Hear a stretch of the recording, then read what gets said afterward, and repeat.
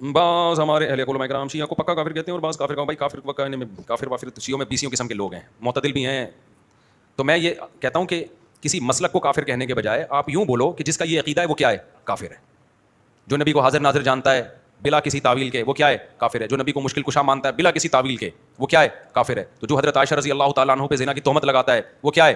کافر ہے. تو چاہے وہ سنی ہو، چاہے وہ شیعہ ہو، چاہے وہ بریلوی ہو، کیونکہ نام فرقوں کے لے کے اس میں ایک تو مبالغہ بہت ہو جاتا ہے. بعض دفعہ سارے وہ کر نہیں رہے ہوتے ہیں، ہم سب کو لپیٹ دیتے ہیں اور پھر فرقواریت اس سے بڑھتی ہے، نفرتیں پھیلتی ہیں. اپنے ملک کو پہلے بچاؤ، جو تو حالت ہو گئی ہماری لڑ لڑ کے ایک دوسرے کو ویسے ہی پڑھ کے کوٹ دیا ہم لوگوں نے.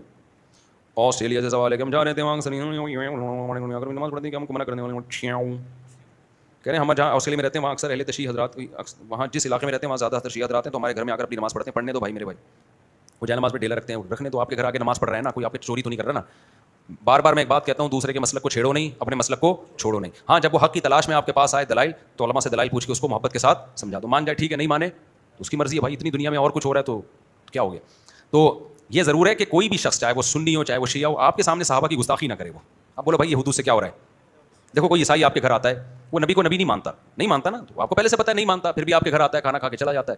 لیکن وہ آ کے آپ کے پیغمبر کو برا بھلا کہنا شروع کر دے تو آپ کہو گے بھائی اب یہ کیا ہو رہی ہے؟ یہ زیادتی ہو رہی ہے. آپ کہو گے یہ کیا ہو رہی ہے؟ یہ زیادتی.